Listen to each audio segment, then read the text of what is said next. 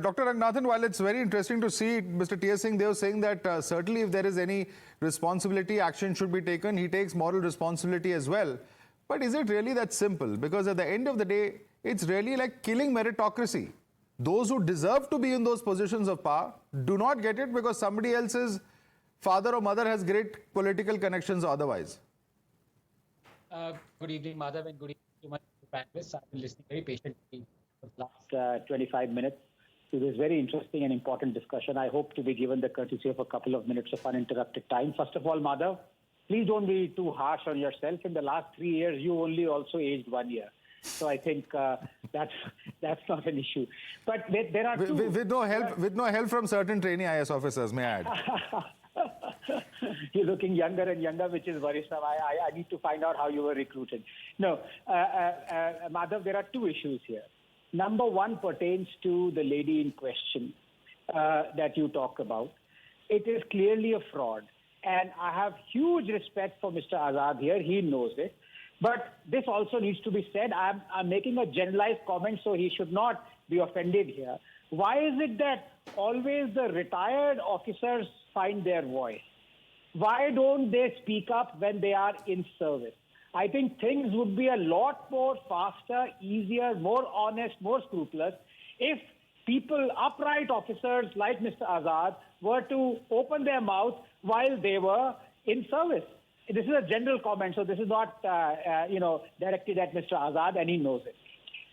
Clearly, flags were not raised. Clearly, as you talked about, I took it lightheartedly about the age thing. Obviously, this has to be a raised flag. It wasn't raised. And one of the worst things you can do is to cheat on the disability quota. That's a crime in my eyes, legally and otherwise as well, morally and ethically. So I think if that has transpired, that's the lowest of the low. To take the position of someone who is also differently able, for you to cheat on that is just despicable.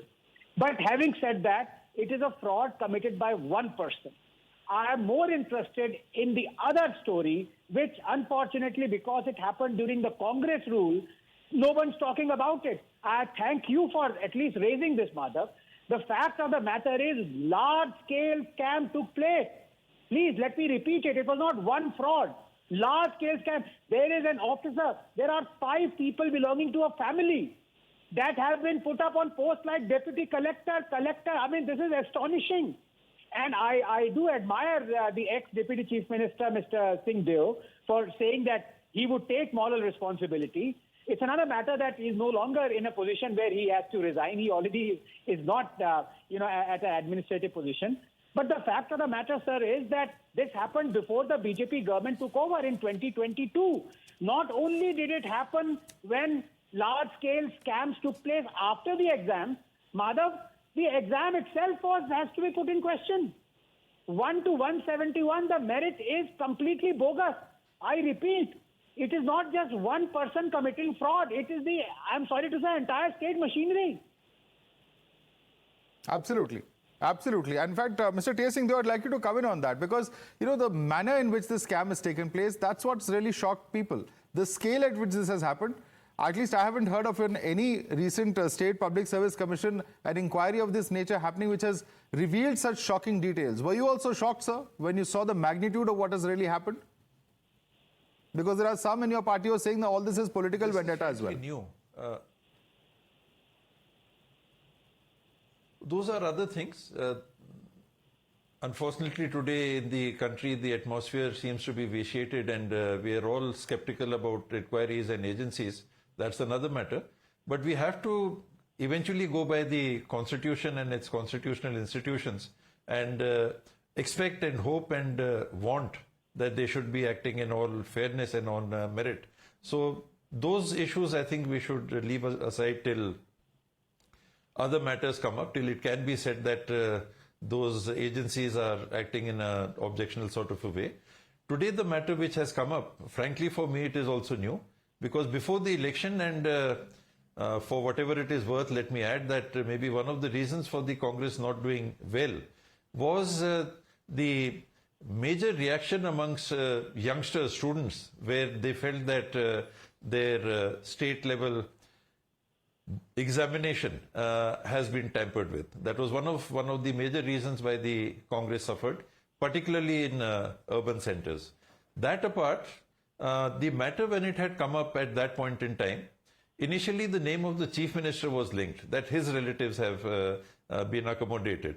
Then it was that no, it is not immediately his relatives, but the relatives of the chairperson. The matter had gone to court also, and there in the court, the petitioners who had put up this matter for consideration of the court, they were not able to substantiate what was the relationship of which candidate with whom. So that is one examination that I am aware of. Now what is being discussed even in the channel and in the media is something that has happened from 2020 onwards. Frankly, I am not aware of that, nor were those issues raised at that point in time.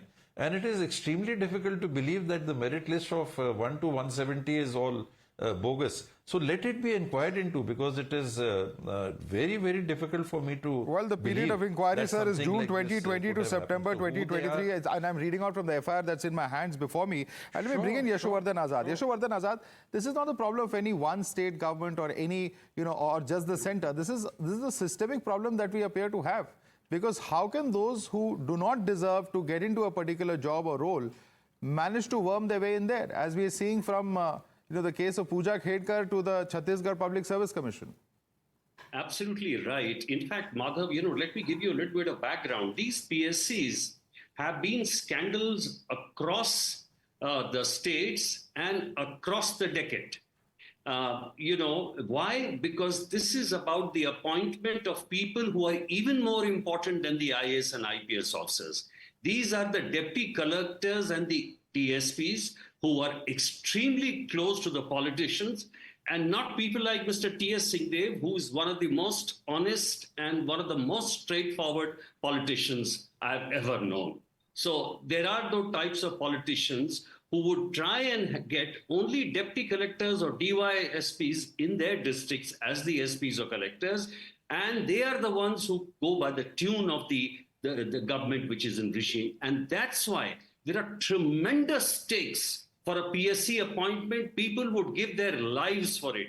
And that is why even for the appointment of PSC members, I tell you, the highest and the mighty from all over connect to have this. That's number one. Number two, let me just reply very quickly to Anand Ranganathan, whose joining a debate becomes so interesting, and I respect his scholarship and I enjoy it. Two things, Dr. Ranganathan. It's because of the reason that I used to speak a little out of tune always during service that I was superseded for the job of Director Intelligence Bureau. That happened in the Congress regime. And again, the same thing happened in BJP regime when I was not allowed to become the Chief Information Commissioner, both because I was straightforward, and I'm extremely happy that I carry that medal with me. Thank you. All right. Very interesting to hear that. Of course, in a sense, that's perhaps the rule of the day. That's perhaps the problem in our system, that those who speak out, at the end of the day, they are the ones who end up suffering. But the point is that everybody needs to speak out. We cannot afford for this kind of thing to take place so blatantly under our noses with such a lot of violations happening.